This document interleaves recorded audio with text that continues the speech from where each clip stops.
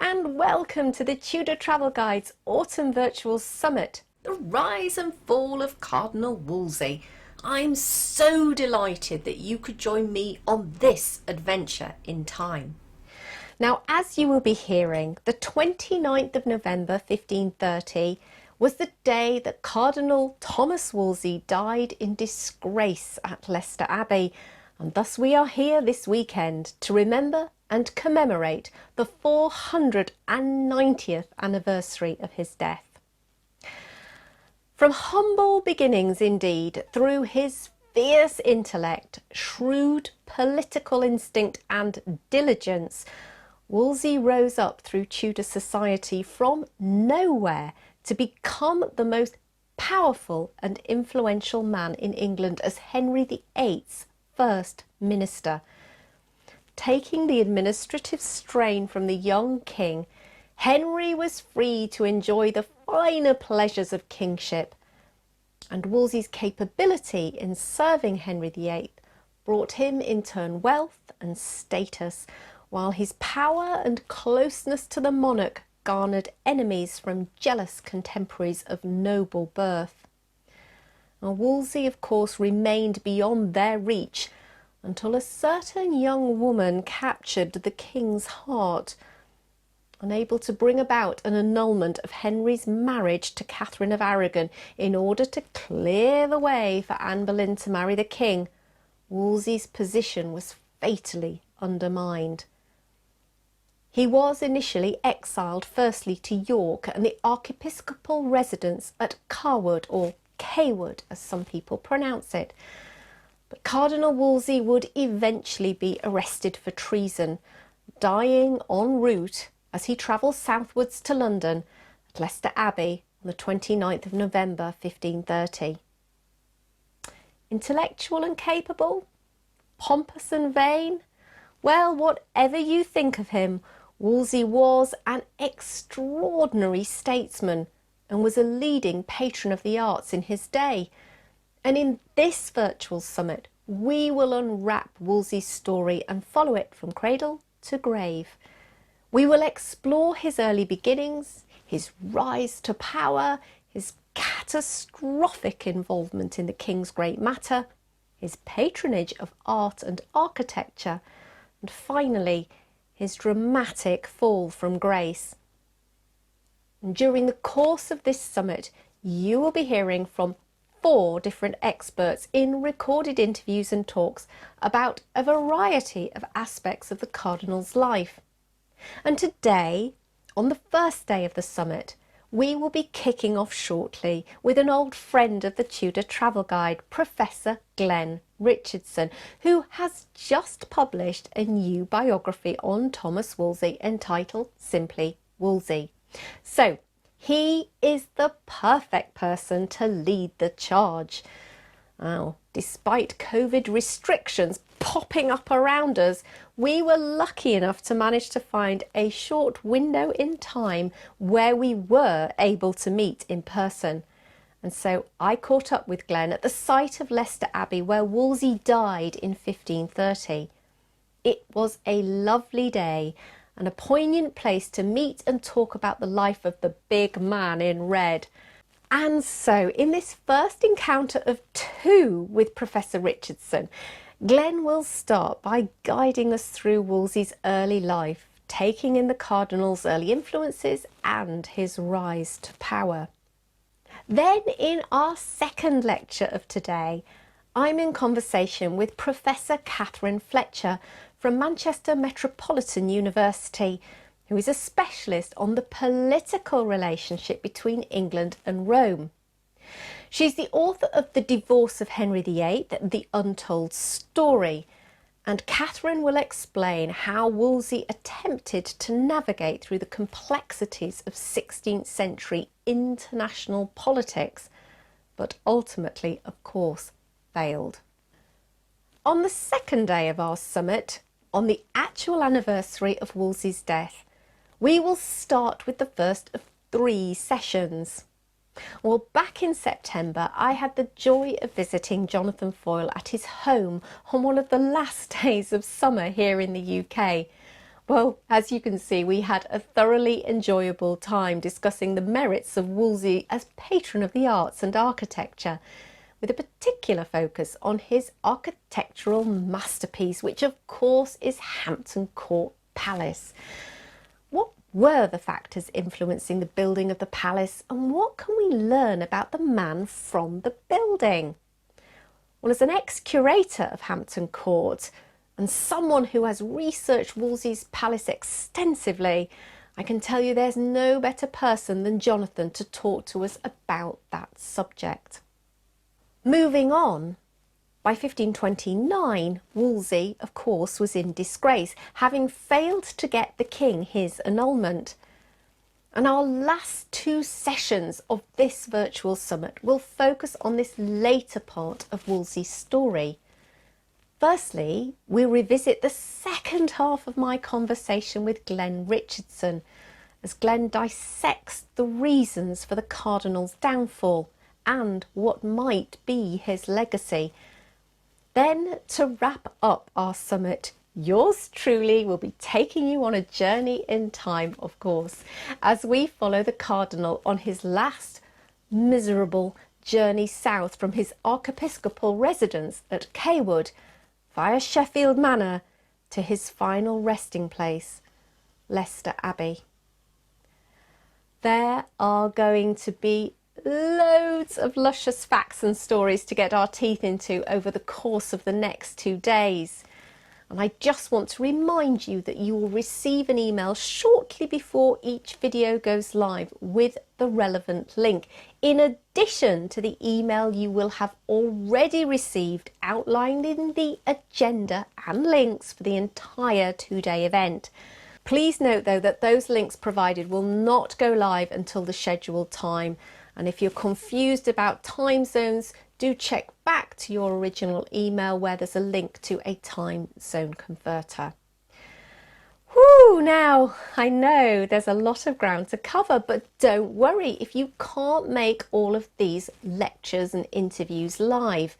Now you are registered for the event, I can reassure you that you have up until the 5th of January, thus over the entire festive season, to watch any of these recordings at your leisure.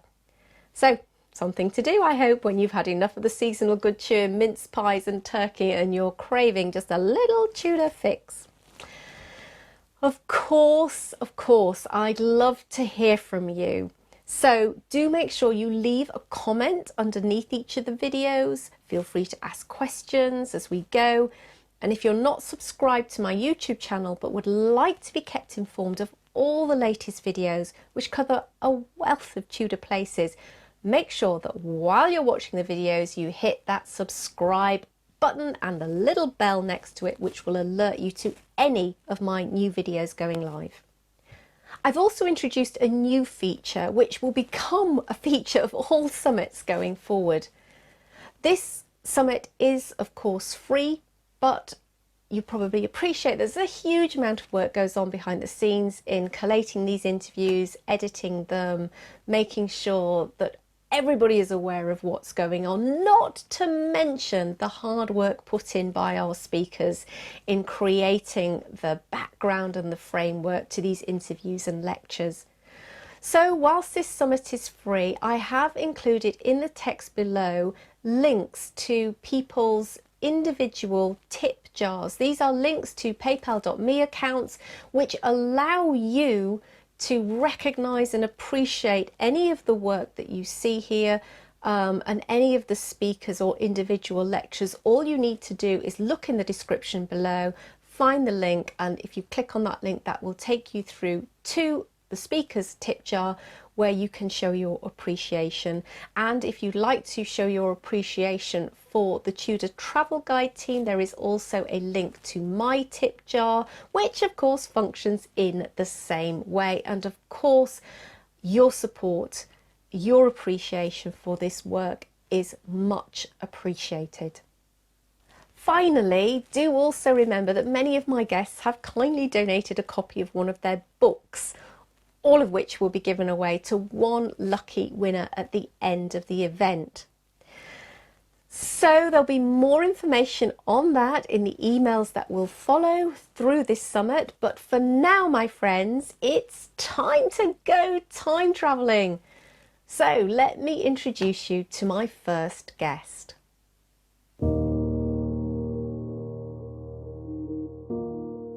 In this first video, I will be in conversation with Dr. Glenn Richardson. Now, Glenn is a professor of early modern history at St Mary's University. His main focus is on European Renaissance and diplomatic and cultural relations between England, France, Venice and the papacy. He is the author of Renaissance Monarchy, the reigns of Henry VIII, Francis I and Charles V. And we celebrated another of his books, The Field of Cloth of Gold, of course, earlier this year in my summer summit. But as I mentioned above, Glenn has now published a new book, a biography of Cardinal Wolsey, simply entitled Wolsey. So what a great place to start for this summit. So a few weeks ago, I met up with Glenn in person in the very apt surroundings of Abbey Park in Leicester, which is, of course, where Leicester Abbey once stood, the place that saw the final demise of Cardinal Wolsey. So with that, let's go back in time and meet the young man who was destined for greatness in 16th century England. So welcome, Glenn. Thank you for joining the virtual summit. Hello, Sarah. And it's lovely to meet you in person, Indeed. finally. Yes, yes. And here in the historic surroundings of Abbey Park. Quite right, yes. Very good pertinent. place to be, yes. Very yes. pertinent to very Cardinal. peaceful. Yeah, indeed, very peaceful today.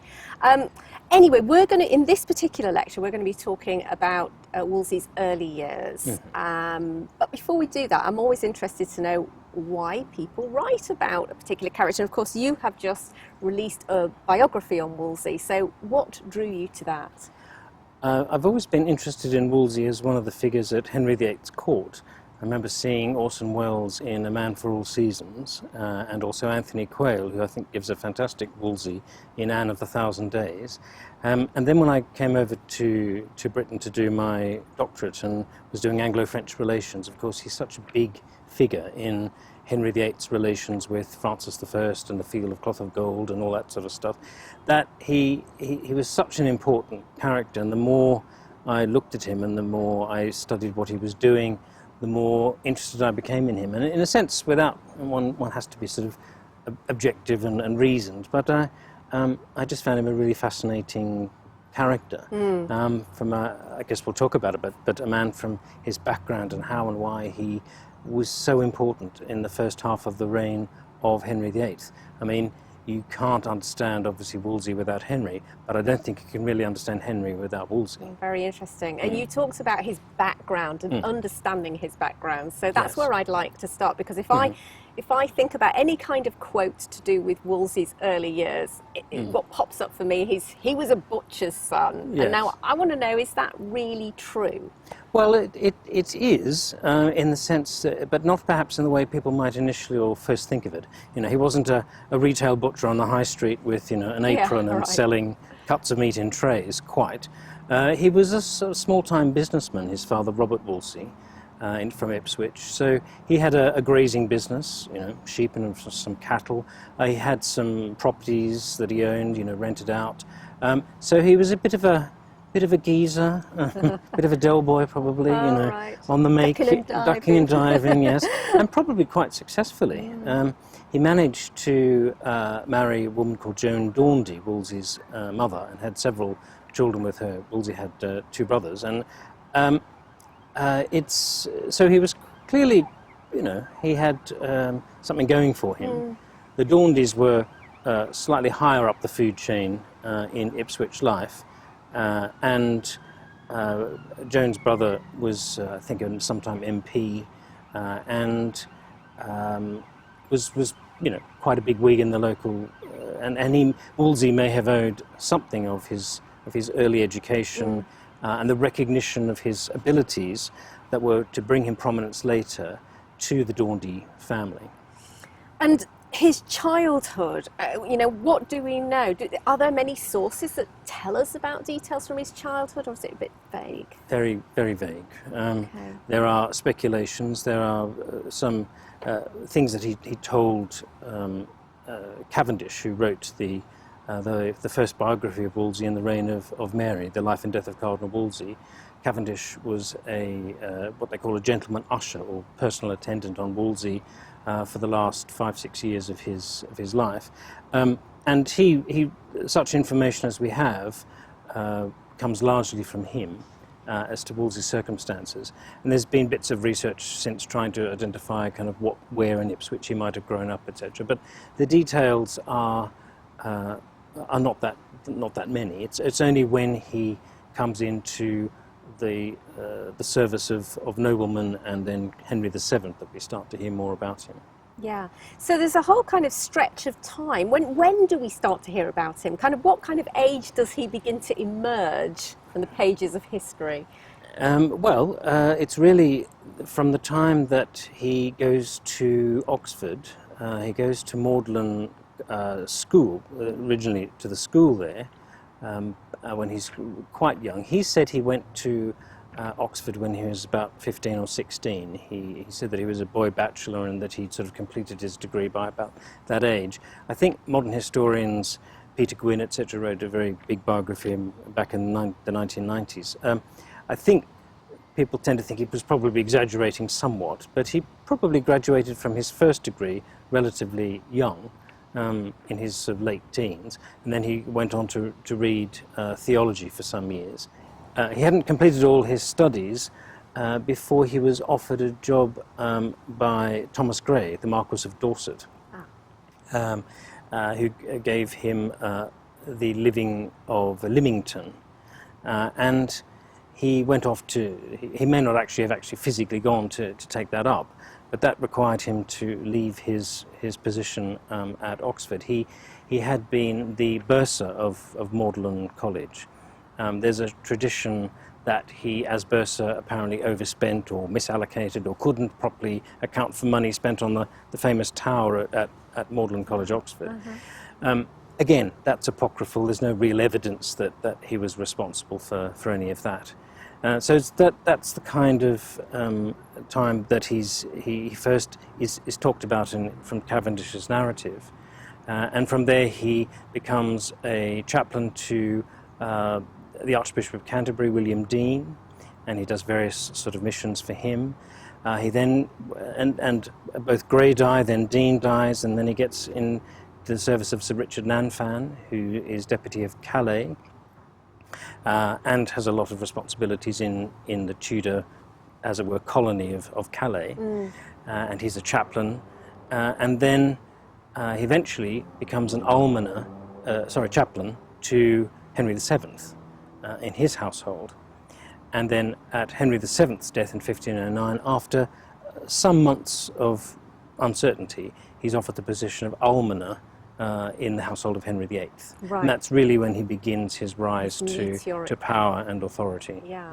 So what age is he when he goes into the service of Henry VII? Well, he's sort of, by the time he's in his sort of late 30s or mid to late 30s, there's even a debate. Nobody's absolutely sure when he was even born. Some people say it was more like 1471, some people say it's more 1473. There's evidence to support a number of dates within that period. So he was around about 40 by the time he became Henry VIII's almoner. And I'm always interested in the kind of the influences that make people who they are, the character that they develop.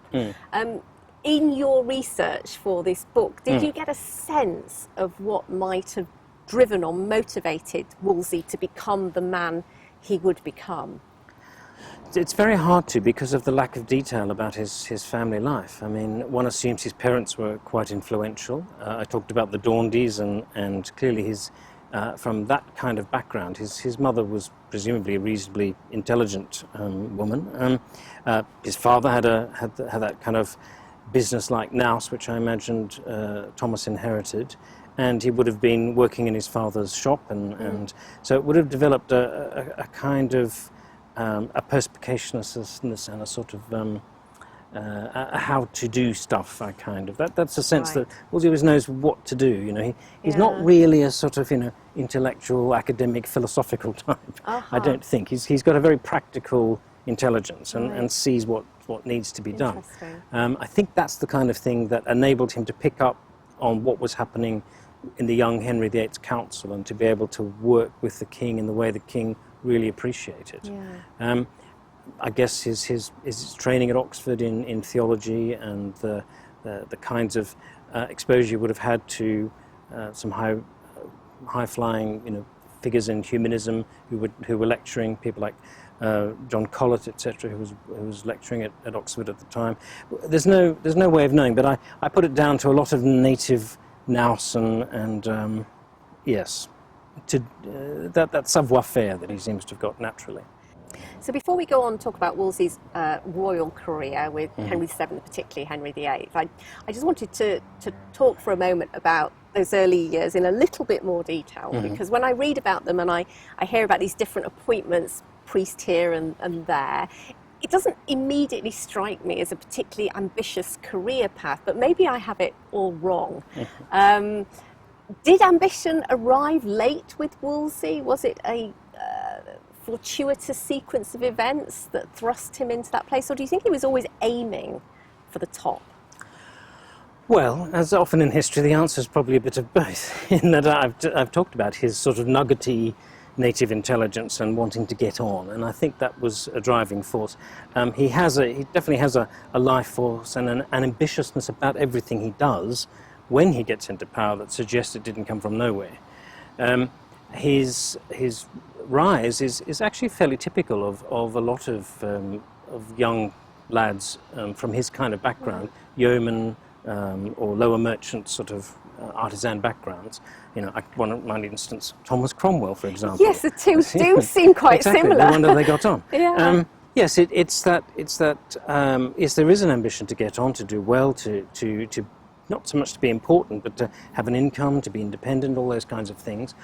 Cromwell, of course, goes through the law, whereas Wolsey goes through the university and the church. And yeah, so getting a chaplaincy was you know, in those days the equivalent of getting a reasonably good position in the civil service from which you could then be noticed and do exactly what Wolsey does. He goes within a relatively short time from one patron to the other, each one successively, not necessarily closer, but more closer to the heart of politics, from the Marquis from Grey, the Marquis of Dorset, to William Dean, who's the Archbishop, to Nanfan at Calais, you know, and then to Henry VII. So I think there is drive, there is ambition. He definitely wants to do his best for whoever he's working for. That gets noticed, and whether he will or no, he is propelled on. And I don't see there's any reason why Henry VIII is the exception to that at all. Well, am I right in saying that Wolsey had a family, even though he was a Catholic priest? And if so, was that normal for the time? Well, it wasn't as unexceptional as you might think. I mean, there were official constraints against priests marrying and things, but in fact, quite a lot of priests, it seems, had companions and housekeepers and things with, and Wolsey seems to have been one of those. At some point, we're not sure, he met a young woman called Jane or Joan Lark, who was from Thetford. How she might have met through one of his brothers, or we're not quite sure. But she clearly saw something in young Wolsey, and he in her, and they had 2 children. We know about those partly from what happens to them later. He had a daughter called Dorothy, who seems to have been, because she couldn't live with her father, she was sort of sent into effectively a foster and adoptive family, and she eventually ends up as a nun. And we know that because Thomas Cromwell arranged for a pension to be given to her in the course of the dissolution. And Wolsey also had a son called Thomas, with the surname Thomas Winter, and he was prepared to acknowledge him as his nephew, as were many Renaissance lifetime cardinals. I see. Mm-hmm. And he too lived with a sort of foster family, though he followed his father into going to university and the church. He studied in Paris for a while in the mid-1520s, and the English ambassador in Paris at the time helped to get him lodgings and things in the university quarter. I think I'm right in remembering that he might have been in Padua for a time, and then he eventually had a minor appointment. He was Dean of Wells, and so and Wolsey in his last years, last year or so in Henry's service, he tries to get Henry to look after Thomas Winter. We don't really hear very much about him afterwards. I see. But yeah, it seems to have been a relationship of some standing. Yes.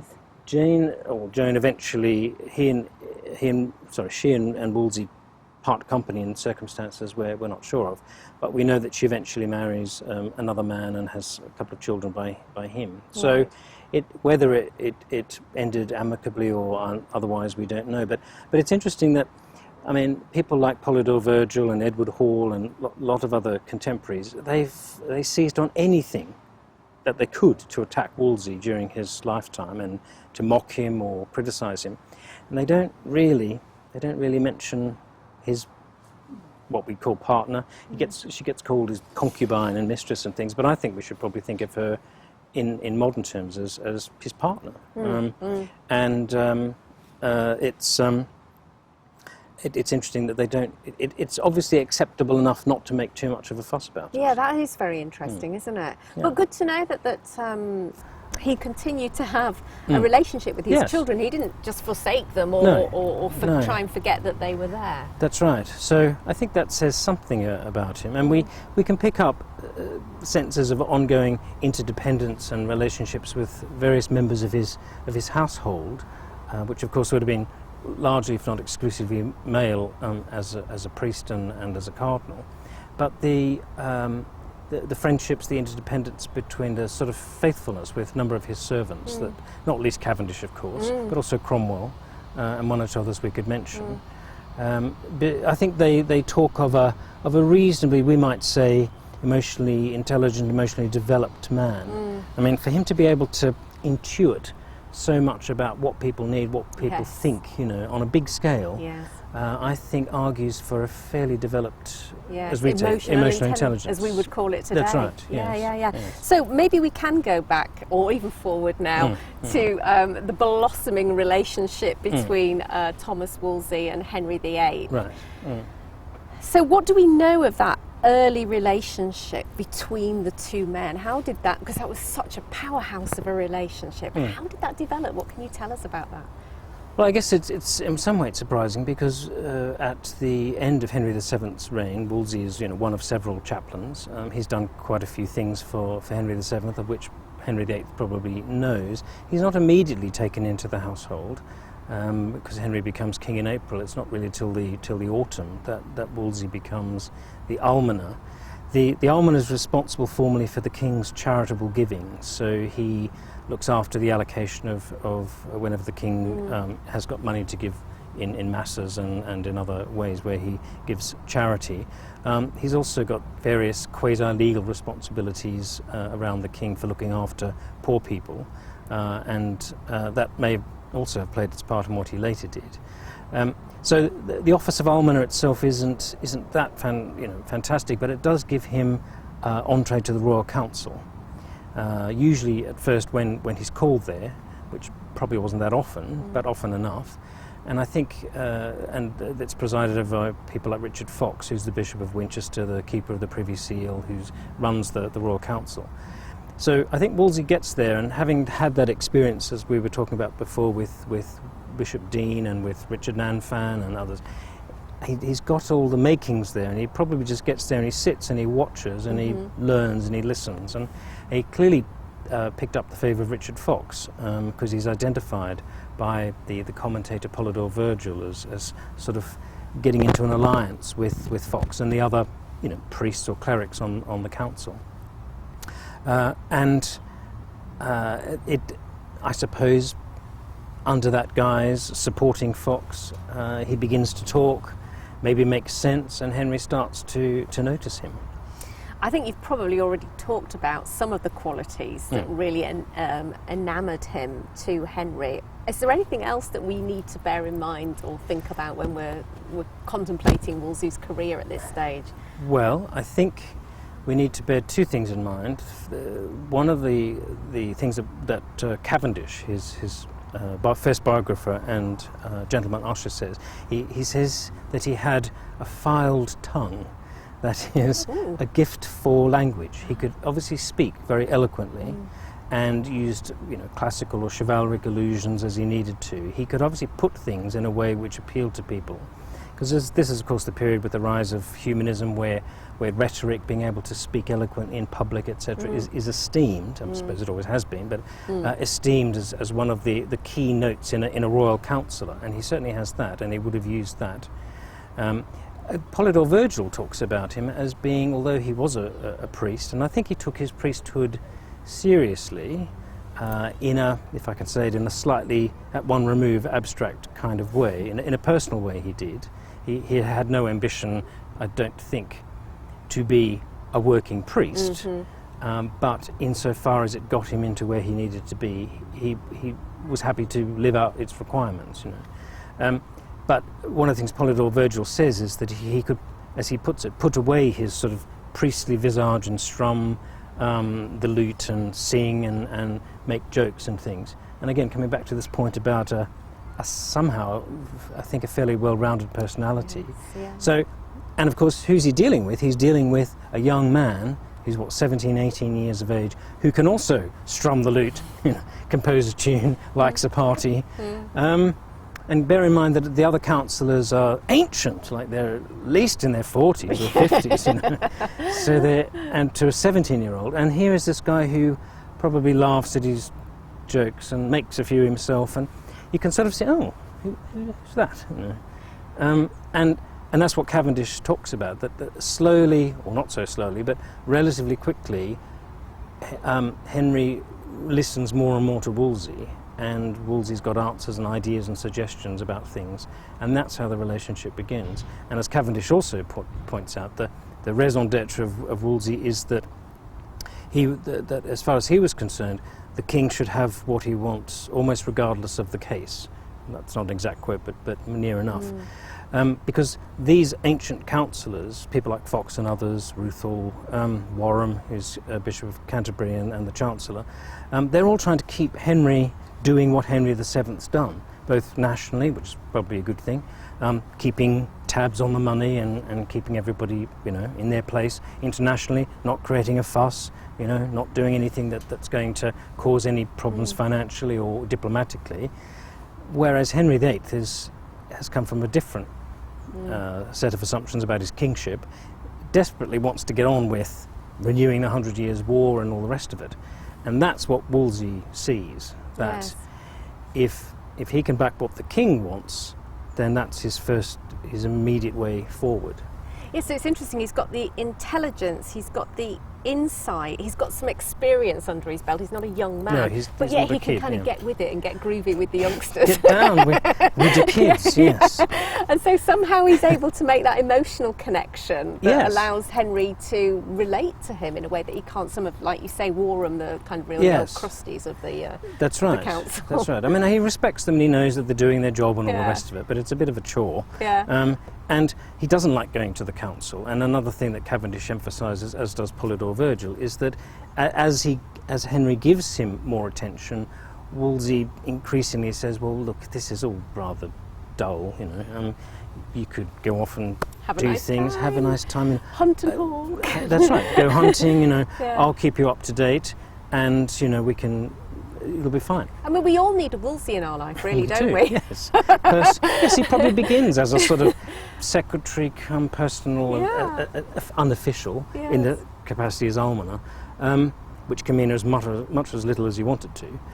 but within, certainly by the time of 1511, 1512, so within 2 to 3 years of that happening, he is the dominant force on the council, and everybody knows it. Okay, well, this is a good point to ask the next question, because I'm assuming that as he becomes the dominant influence on the council, he starts to attract the attention of some of the noblemen of the time who probably looked down on him as some kind of upstart. And we're talking, of course, the likes of the Duke of Norfolk and I don't think Suffolk was quite the Duke of Suffolk at that stage, but shortly to become so. Yes. And then later, of course, he runs into issues with the Boleyns as they begin their rise. So, how did Wolsey navigate those relationships? How did he try and deal with those tensions?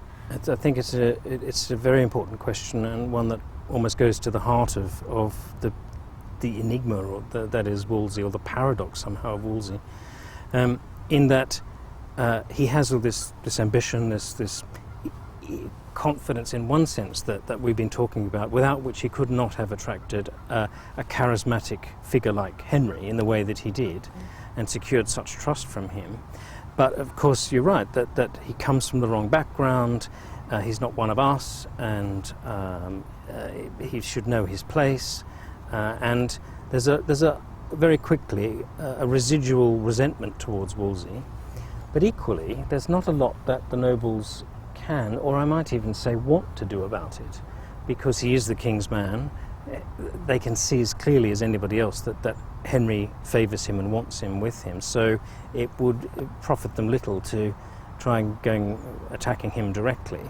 I'm sure they grudge and grumble, and that's where people like later Cavendish, but Polydore Virgil at the time, Edward Hall, who writes the great chronicle of Henry's reign, pick up on a sort of grudging resentment. As you said, who is this Johnny come lately? The butcher's cur, the slur that's made against him. I don't think there's any immediate, and Bucking, of course. Oh yes, of course, the great figure. Of course. How could I forget? From by 1521. And we can get the impression that they're all out to get him from the start, and he's out to fight his way with them. I don't think it's as cut and dried as that. I think it's much messier and more complicated. The one thing about Wolsey, which is a bit counterintuitive to what we've been saying, is that he seems to really latch on to the symbols of office a lot.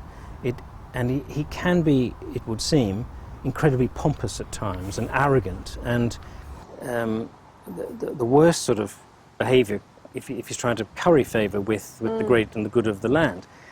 And for example, he's obsessed with the symbols of his office, like with his cardinal's hat. He makes a huge fuss about getting that and getting himself installed as Cardinal Archbishop of York.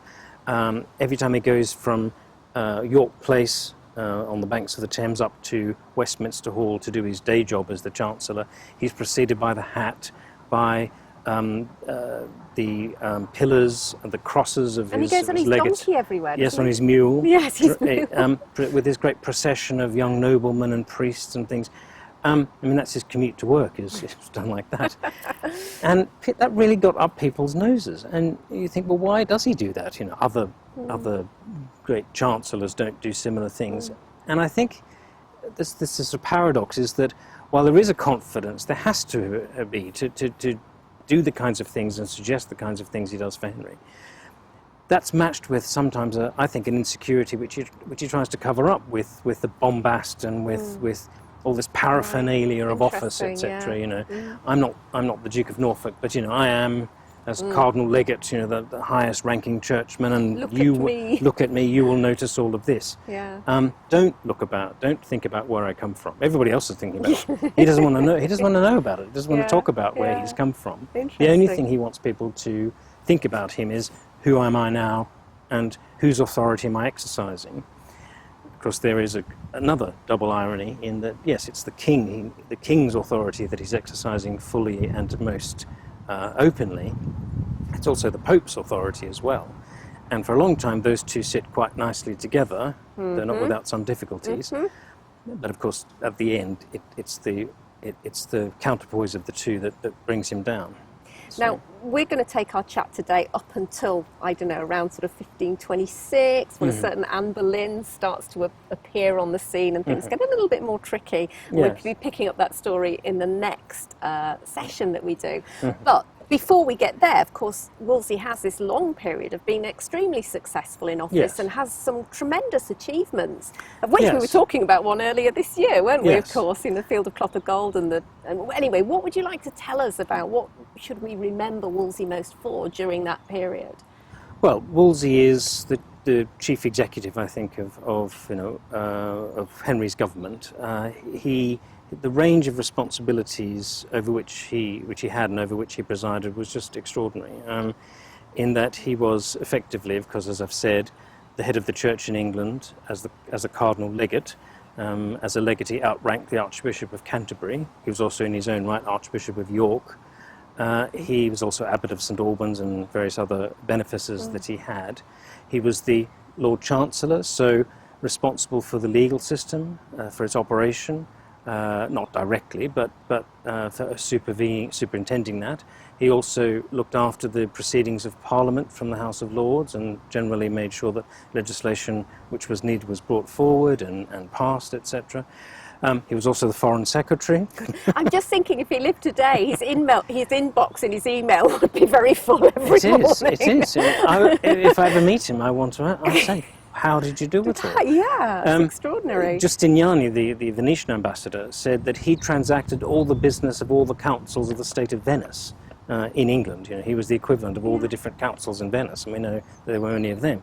So, and of course, he couldn't. The problem was because he was imaginative and he had ambitions for whatever he did. Everything had to be the best. Everything had to be the most. So if it was reforming taxation, for example, and introducing a system of taxation known as a subsidy taxation, where people were actually assessed on their actual wealth to pay tax, you can imagine how popular that was. But in bringing it in, he was able to increase the yield for the Tudor government very well. If he's reforming the monasteries and trying to get them, places like this to live according to the rules of their founders or whatever, then he tried to do that. Everything he did, he tried to do superlatively, in line with a king who thought that everything he did was, to be done superlatively. But of course, he always sort of fell short. So I think he was always, paying Peter to pay, robbing Peter to pay Paul, yeah. in all kinds of different contexts. Right. Astonishing capacity for work. I was going to say, extraordinary capacity. For memory, for organisation. We don't have, because they were destroyed, we're not exactly sure when, but we don't have the equivalent of, we have lots of letters from Wolsey, but not quite the equivalent of quite as much detailed correspondence that we have, say, for Cromwell. Right. Lots of his remembrances and things. There's some like that for Wolsey, but so it's a little bit harder to see how Wolsey works on a day-to-day basis. But long hours. He spends most of his time during the legal terms at Westminster with the Royal Council meeting as a judicial body, but he's also got to keep in touch with the King and the remnant, as they call it, of the Royal Council with Henry. So it's an extraordinary energy and a capacity for hard work is underneath it all. Well, that's a wonderful place, I think, to conclude this first part of our chat. And as I mentioned, we're going to be picking up the story because everything's looking rosy for Wolsey. Yes, it is. Until, as I say, this certain lady called Anne Boleyn appears on the scene. And with consequences. With consequences. So I'll be picking up that story with Professor Catherine Fletcher in our next session. But we will be coming back to meet again to talk about the end of Wolsey's days. So I look forward to picking up the conversation with you then, Glenn. Very good.